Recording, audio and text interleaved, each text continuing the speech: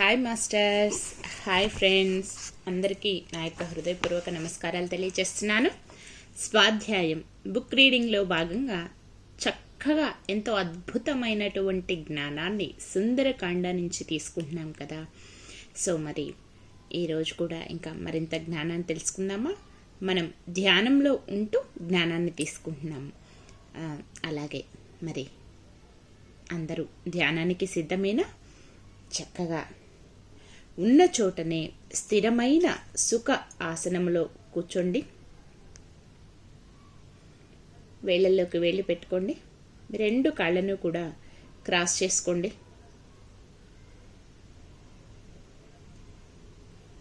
కళ్ళు రెండు క్లోజ్ చేసుకోండి. వెన్నుపూసను నిటారుగా ఉంచి స్థిరమైన సుఖ ఆసనంలో కూర్చోండి. My dear friends and dear masters,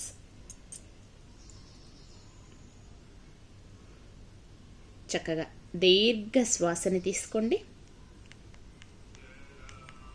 నిదానంగా శ్వాసని బయటికి వదిలివేయండి. మరొక్కసారి దీర్ఘ శ్వాసని తీసుకోండి. నిదానంగా శ్వాసని బయటికి వదిలివేయండి.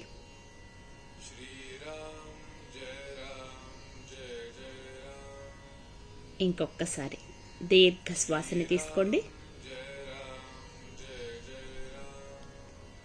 నిదానంగా శ్వాసని బయటికి వదిలివేయండి.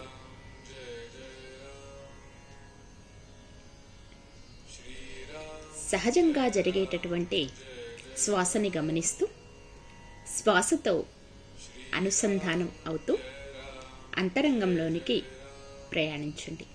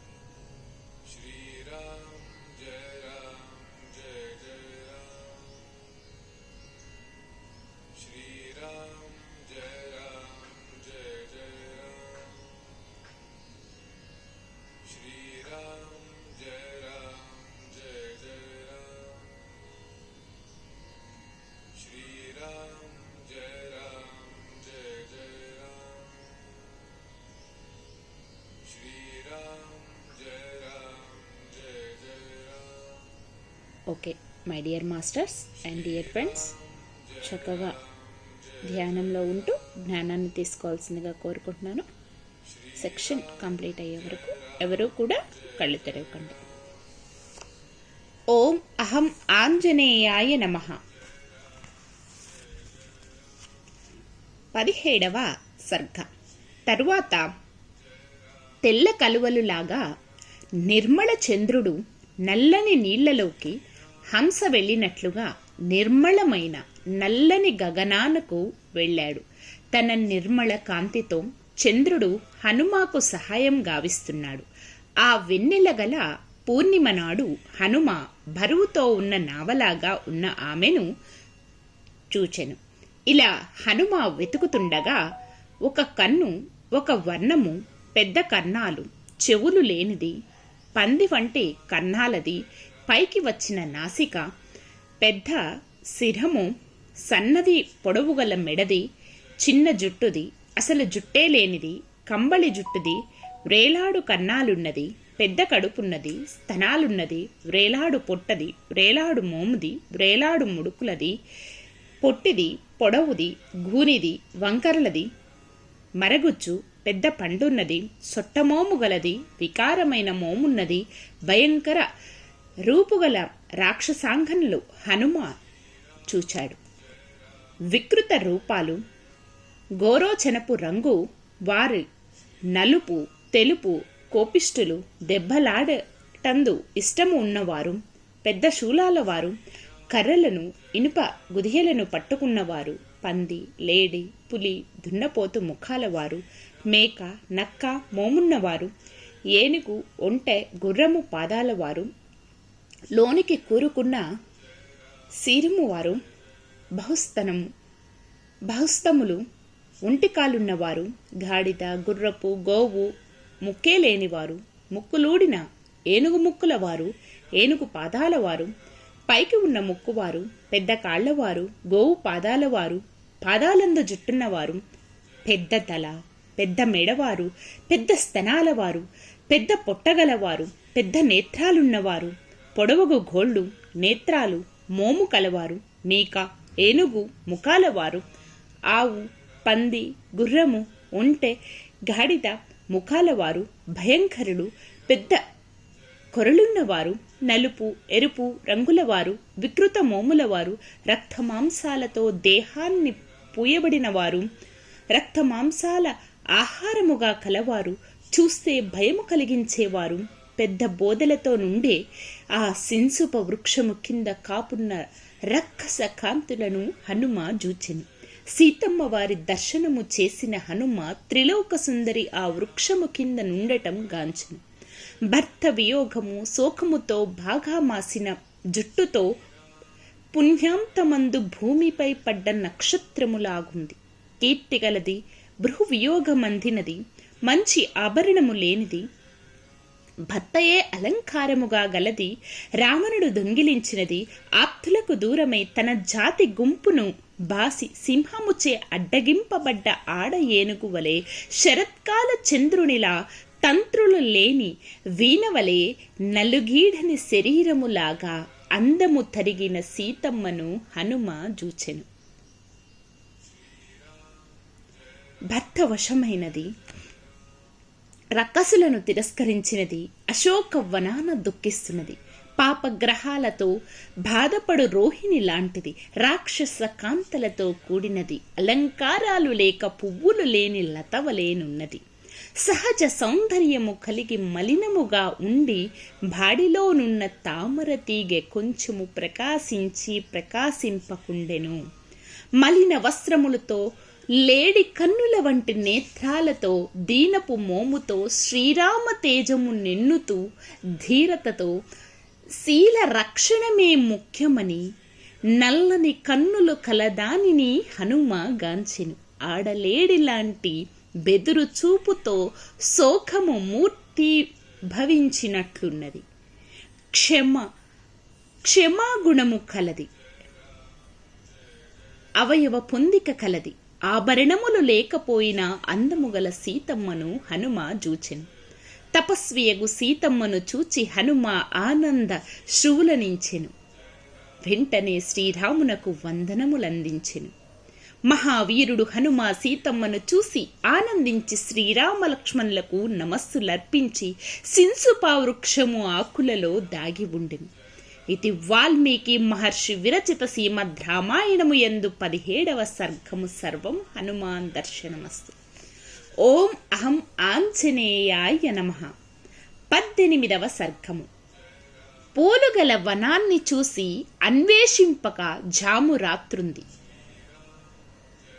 ఆ రాత్రిలో వేద పారంగతులు, యాగ పండితులు, బ్రహ్మ రాక్షసుల వేద ఘోష హనుమ విన్నారు. శ్రవణానందముగా సుమంగళ నాదాల మ్రోత విని రావణుడు నిద్రలేచాడు. మామూలుగా లేచి జారిన మాలలు బట్టలు సర్దుకొని సీతమ్మను తలచాడు. మదముగల రావణుడు మన్మద ప్రేరణతో తన కోరికల అణచలేకపోయాడు. ఆభరణాలు దాల్చి కాంతితో సువర్ణముతో మణులతో దర్వాజాలు, ఉపవన మార్గాలు, పుష్పాలు, ఫలాలతో నున్నది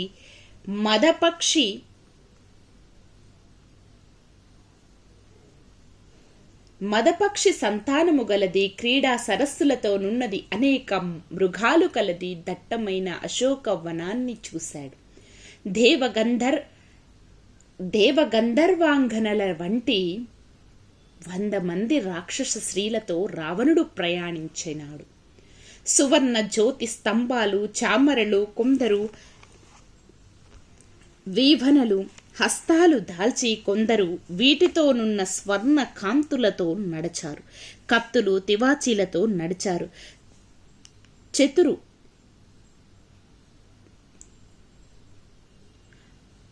చతుర ఒక స్త్రీ మణిమయ పాత్రల నిండా మద్యాన్ని నింపి దక్షిణ హస్తమున దానితో వెన్నంటింది. సువర్ణ దండముతో శశిముఖముతో మరాళము వలె గొడుగు పట్టి ఇంకొకతే రావణ్ణి వెనక నేగింది. మద్యపు మత్తు నిద్రమత్తు గల రావణ స్త్రీలు మేఘాన్ని వెన్నంటిన మెరుపు తీగల్లా ఉన్నారు. మంచి ముత్యాల హారాలు చిక్కులతో చందనాదులు మాసిపోయాయి. జుట్టు ముళ్ళు విడిపోయాయి. ముఖాల చెమట మదము చేత నిద్ధుర మత్తు మోము కాంతులతో చెమటచే పూలు తడిసిపోగా, మంచి పూలు బట్టలో చిక్కుపడగా కామము చేత రావణుని ఆ స్త్రీలు వెన్నంటారు. సీతమ్మపై కోరిక పెంచుకొని మదమెక్కిన రావణుడు వయ్యార విలాసముగా నడవసాగాడు. ఆ రాక్షస స్త్రీల మొలల చిన్న మువ్వల సవ్వడిని హనుమ వినెను. మహాకార్య సాధకుడు బల పౌరుషవంతుడు హనుమ అశోకవన ప్రధాన ద్వార దేశాన్ని చూశాడు. రావణుడు నడుస్తుండగా జ్యోతులు పట్టుకొని స్త్రీలు వెనుక రాగా అవి బాగా ప్రకాశిస్తున్నాయి. మదనుని ప్రేరణ మదము మధ్యముచే మత్తులో అనరాని మాటలాడి వక్రముగానున్న ఎరుపు కన్నులున్న వాడి మజ్జిగ పాలనురుగు తెలుపుగల వస్త్రాలను ధరించినవి దండలకు తగులు కొనగా పైకి లాగుచు నున్న రావణుని గాంచెను. హనుమ ఆకులచే కప్పబడి ఉండి దూరమందున్న రావణుని తేజము దగ్గరగా చూశాడు. రావణుని హనుమ చూస్తూ యవ్వన సుందరత గల రావణుని వెనకవచ్చు వాని స్త్రీలను గాంచెను. గొప్ప కీర్తివంతుడు రావణుడు ఆ సుందర స్త్రీలతో కూడి లేళ్లతో నెమళ్ళు పక్షులతో నున్న ఆ ఉపవనమున చొచ్చాడు. మధ్యమత్తుడు చిత్రాభరణాధారి అహంకారమున కర్ణములు వినపడని వాడు రావణుడు నక్షత్రాలచే చంద్రునిలాగున్న చంద్రునిలాగా ఉన్న అతనిని హనుమాను చూచెను. తేజోవంతుడగు హనుమ ఆ మహా తేజుని చూచెను. హనుమ అతడు రావణుడని అతని పరిస్థితి గమనింపదలచి తానున్న కొమ్మ నుండి క్రింది కొమ్మకు వచ్చాడు. మహాభయంకర వీరుడైన హనుమ రావణ్ణి కంపమంది ఆకులచే తాను కానరాకుండా కప్పుకున్నాడు. నల్లని జుట్టు, అందమైన పిరుదులు, నల్లని నేత్రాలు గల సీతమ్మను దర్శించాలని ఆమె దగ్గరకు రావణుడు వచ్చాడు.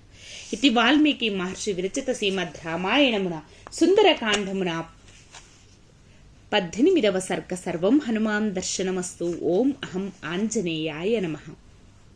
19వ సర్గం.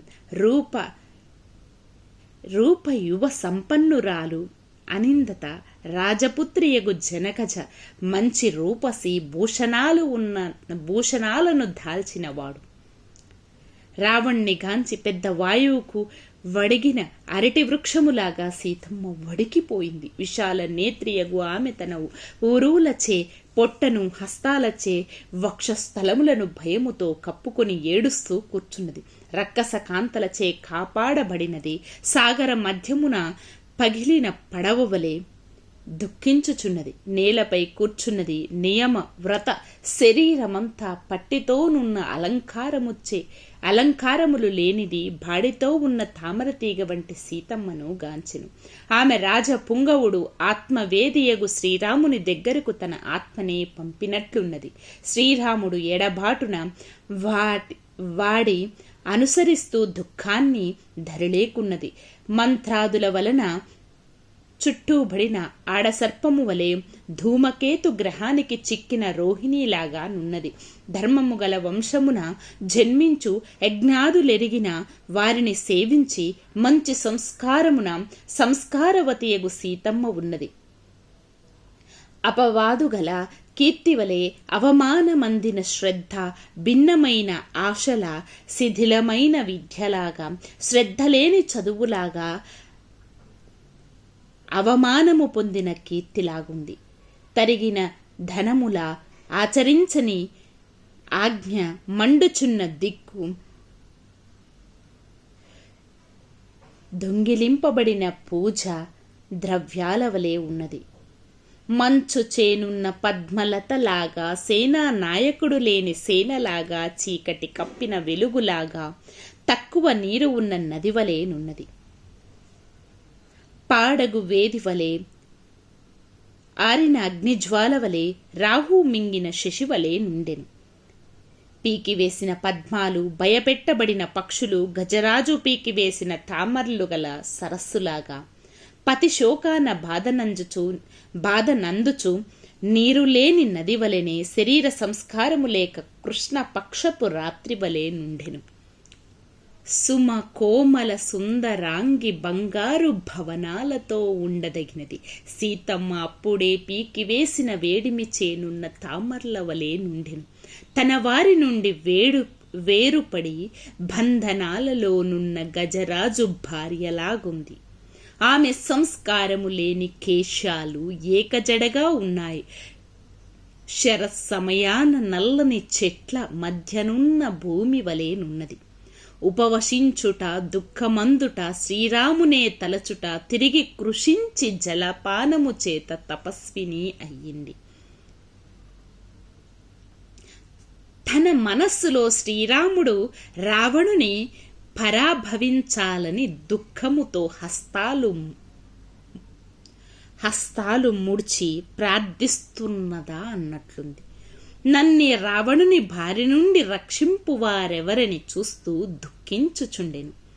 వక్రత లేని మంచి కనురెప్పలతో, కన్నుల మధ్య తెలుపుతో, విశాల నేత్రాలతో శ్రీరామ ధ్యానమున నున్న సీతమ్మను హనుమ జూచెను. ఇది వాల్మీకి మహర్షి విరచిత శ్రీమద్ రామాయణమున సుందరకాండ యందు 19వ సర్గం. సర్వం హనుమాన్ దర్శనమస్తు. ఓం అహం ఆంజనేయాయ నమః. 20వ సర్గము.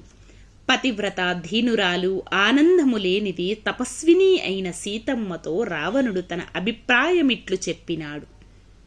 నన్ను చూచి ఏనుగు తుండాల వంటి నీ తొడలు, నీ వక్షము, పొట్ట కప్పుకొని భయమున కనిపించకుండా చేసుకుంటున్నావా విశాలనేత్రి సీతా? సర్వాంగ సౌందర్యవతివి, సర్వలోక మనోహారిణి, నన్ను చూడుము.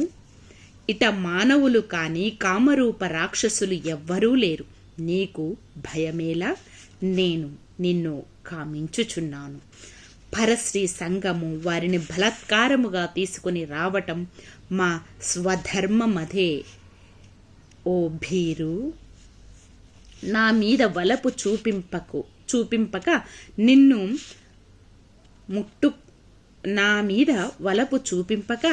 ముట్టుకొనను. నా శరీరాన కోరిక నీ ఇష్టానుసారమే. దేవి, నీవు భయపడకు. హృదయపూర్వకముగా నన్ను ప్రేమించు ప్రియురాలా, నాకు వశమగుము. ఒంటి జటాధరి, నేల పరుండుట, మాసిన వస్త్రాలు, అవసరము లేని ఉపవాసము నీకేలా.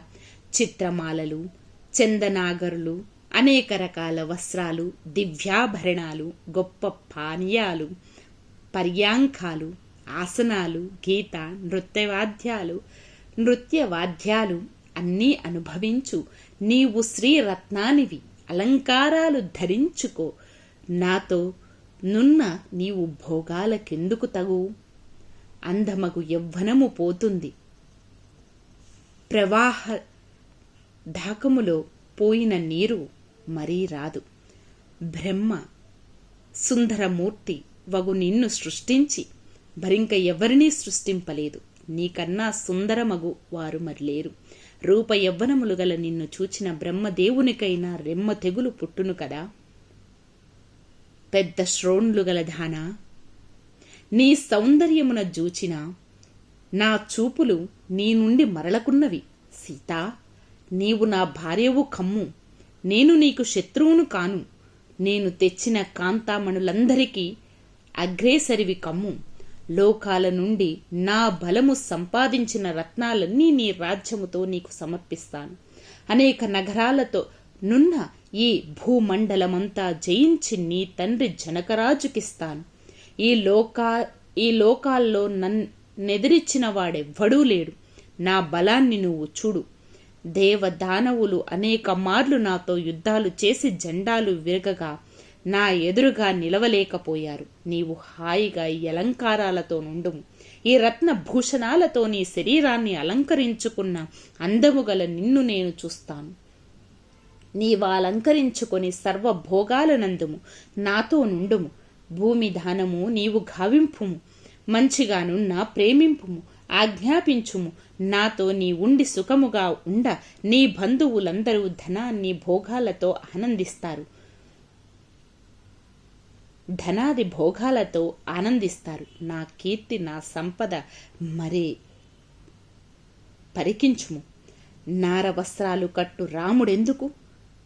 ధనాదుల్లేక అరణ్యమున తిరిగిన అతడి ఏలా? నేల మీద పండుకొను అతడు బ్రతికున్నాడో లేడు.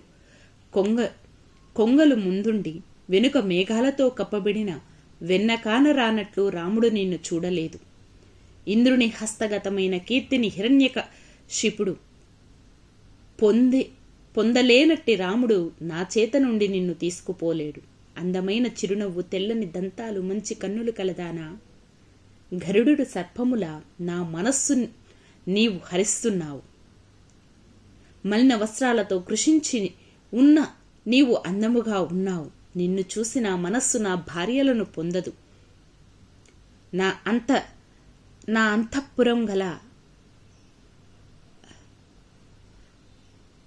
అంతఃపురంలో ఉన్న అందరూ నిన్ను సేవిస్తారు. నా అంతఃపురాంగలు అందరూ కూడా నిన్ను సేవిస్తారు. సర్వ గుణాత్విలగు నా కాంతలు లక్ష్మికి అప్సరసల వలె నీకు సేవ చేస్తారు. కుబేర నవనిధులను మించి నా దగ్గర ధనముంది. లోకాలను నన్ను హాయిగా పాలింపుము. తపము, బలము, పరాక్రమము, ధనమున కీర్తిని గాని రాముడు నాకు చాలడు. సీత, నాతో కూడి త్రాగుము, విహారము, క్రీడ, భోగాలతో నుండు. ధనము ఈ ధరణి ఇస్తాను. నా యందు ప్రేమ చూపించుము. నీతో నీ బంధువులు సంతోషిస్తారు. బాగా పూసినవి, తుమ్మెదలతో నున్నవి, సాగర తీరాన వనాల్లో మంచి బంగారు హారాలతో నాతో నువ్వు విహరించు అని రావణుడు సీతతో అన్నాడు. ఇతి వాల్మీకి మహర్షి విరచిత శ్రీమద్ రామాయణమున సుందరకాండమున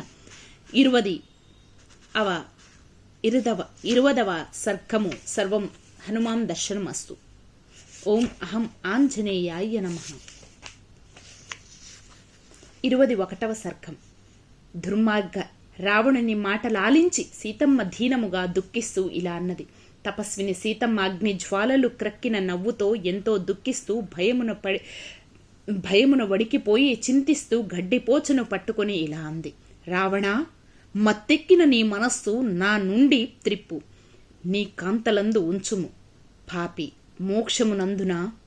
అలాగే నువ్వు నన్ను కోరదగవు. పవిత్ర వంశాన పుట్టిన నేను పవిత్ర పతివ్రత చరిత్రగానున్న కోరుట నీ నీచత్వమే తెలుపుతోంది.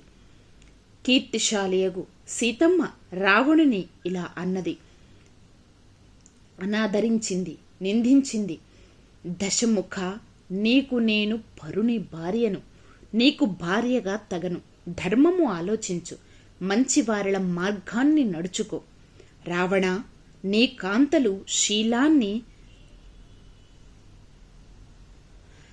ఎలా కాపాడబడుచున్నారు అలాగే పరభార్యలు శీలాన్ని కాపాడు. నీ భార్యలనే కూడుము. ఇంద్రియ చాపల్యమున తన కాంతలందు తృప్తి కొనక చాపలుడై పరుల భార్యలను కూడిన నీచుడు. ఆయువు, ధనము, పరాధరల పరాభవము పోగొట్టుకొనును. ఇంత విస్తృతి గల ఇచ్చట నీవు చేస్తున్న పాపపు పనులను ఆపువారెవ్వరా? లేదా నీవు మిథ్య మైత్రిని రక్కసులు అందు చూపిస్తూ మంచివారిని బోధించిన రాక్షస నాశనానికి వారి పవిత్ర బోధలు వినవా? మంచి నీతిని తీసుకొనిన, నీతి ధర్మాలను కాళ్ళదనిన రాజు దగ్గర నగరాలు, రాష్ట్రాలు నాశనమగును. సమస్త రత్నాలతో తులతూగు ఈ లంక నీ పాపాన కొద్ది కాలములో నాశనమవుతోంది. ఎవడు గావించు పాప కార్యాల వలన వాడే నాశనమవుతాడు. ముందు చూపు లేనివాడు చావక ప్రాణులందరూ సంతోషిస్తారు. ముందు చూపు లేనివాడు చావగా ప్రాణులందరూ సంతోషిస్తారు. నీ వలన బాధలు పడిన వారందరూ నీవు పాపాత్ముడవని చెబుతారు. ఈ దుష్టుడు చచ్చాడులే అని ఆనందిస్తారు. నీ ధనాది ఐశ్వర్యాలకు నేను లోబడను. వెలుగు సూర్యునికి వేరు కానట్లు నేను రామునికి వేరు కాను. లోకనాథుడగు రామునకు హస్తము దిండుగా నున్న నేను ఇంకొకరి హస్తమును దిండుగా ఎలా చేసుకుంటాను?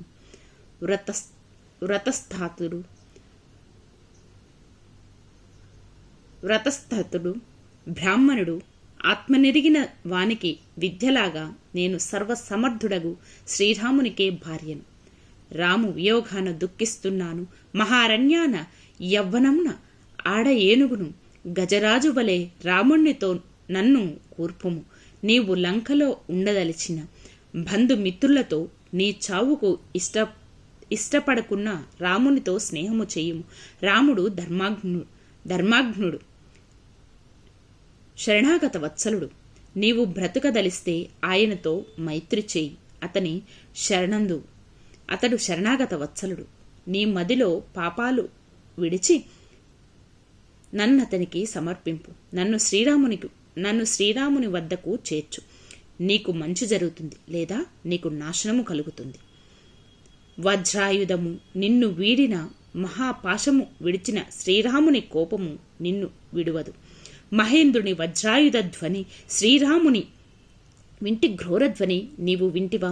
తొందరలో అందమైన కణుపులతో, అగ్ని జ్వాలలతో, కాల సర్పాల వంటి రామ లక్ష్మణుల బాణాలు ఇక్కడ పడతాయి. కంక పత్రాలతో రామ లక్ష్మణులు విడిచిన బాణాలు రక్కసులను చంపును. లంకంతా విడువగా నాశనము గావిస్తాయి. రక్కసులను, సర్పాలను రాముడను గరుడు చంపగలడు. శాత్రవుల సంపగల నా భర్త విష్ణువు పాదత్రయముతో రాక్షసుడగు భల్ని లక్ష్మిని పొందినట్లు నీ దగ్గరనున్న నన్ను గొనిపోగలడు. రాక్షస జనస్థానమందున్న రాక్షసులందర్నీ చావగా తుదకు మాయతో నన్ను దొంగిలించుకొని వచ్చావు. అధముడా, నరసింహాలు లేని సమయాన ఆశ్రమానికి వచ్చి నన్ను దొంగిలించావు. పులులు ఎదుట కుక్క నిలువలేనట్లు రామ లక్ష్మణుల వాసన తగిలినా నీవట నిలువలేవు. మహేంద్రుడు 2 హస్తాలతో యుద్ధము చెయ్య వృతసురుడు ఒక హస్తముతో పోరి జయముగొన జాలనట్లు వారిద్దరినీ నీవు జయింపలేవు. అతి తొందరలో నా భర్త శ్రీరాముడు లక్ష్మణ ద్వితీయుడై తక్కువ నీటిని వేడి కిరణాలతో సూర్యుడు జలములాగున్న బాణాలతో నీ ప్రాణాలు తీస్తారు. రాముని దెబ్బలతో వరుణ లోకానికి పోయిన, కైలాసానికేగిన, పాతాళలోకానికి వెళ్ళిన కాలవశమై మహావృక్షము ఆశని అతని పాతాన్ని తప్పించుకోలేనట్లు నీవు తప్పించుకోలేవు. ఇది వాల్మీకి మహర్షి విరచిత శ్రీమద్ రామాయణము యందు సుందరకాండ 21వ సర్గం. సర్వం హనుమాన్ దర్శనమస్తు. ఓం అహం ఆంజనేయాయ నమః. Okay my dear friends and my dear masters, మరి ఇదండి ఈరోజు మనం తీసుకున్నటువంటి జ్ఞానం. మరి సెక్షన్ క్లోజ్ చేసుకుందాం. మరొక సెక్షన్లో మళ్ళీ కలుసుకుందాం. ఆఖరి క్షణం ధ్యానం చేసుకుందాం. ఇప్పటి వరకు రావణుడు ఏ విధంగా అమ్మని అన్నాడు, అమ్మ దానికి తగిన ఏ విధంగా సమాధానం చెప్పింది అనేది మనం విన్నాం కదా. అదంతా కూడా మనలో జ్ఞానం అంతా మనలో నింపుకోవడం కోసం ఆఖరి క్షణం ఎరుకతో ధ్యానం.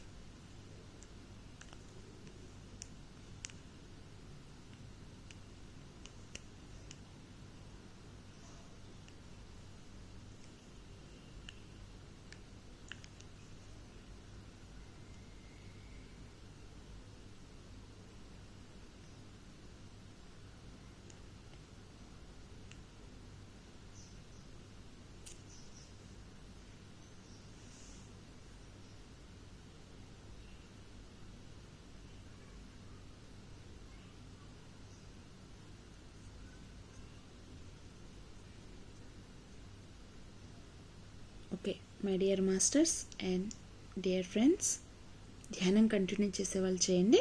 మిగిలిన వాళ్ళందరూ కూడా నిదానంగా సహజ స్థితికి వస్తూ మీ 2 చేతులను కూడా విడదీస్తూ కంటి మీద పెట్టుకోండి. 5 4 3 2 1 0. మీ 2 చేతులు మీ కంటికి ఎదురుగా పెట్టుకొని నిదానంగా కళ్ళని ఓపెన్ చేయండి. Thank you. అద్భుతమైనటువంటి జ్ఞానాన్ని తీసుకోవడానికి సహకరించిన అందరికీ అన్నింటికీ నా యొక్క హృదయపూర్వక కృతజ్ఞతలు తెలియజేస్తున్నాను. Thank you everyone. Love you everyone. Thank you to all. Love you to all. Thank you universe. Love you universe. Thank you. Survey జనా సుఖినో భవంతు. మరి మరొక సెక్షన్లో మళ్ళీ కలుసుకుందాం.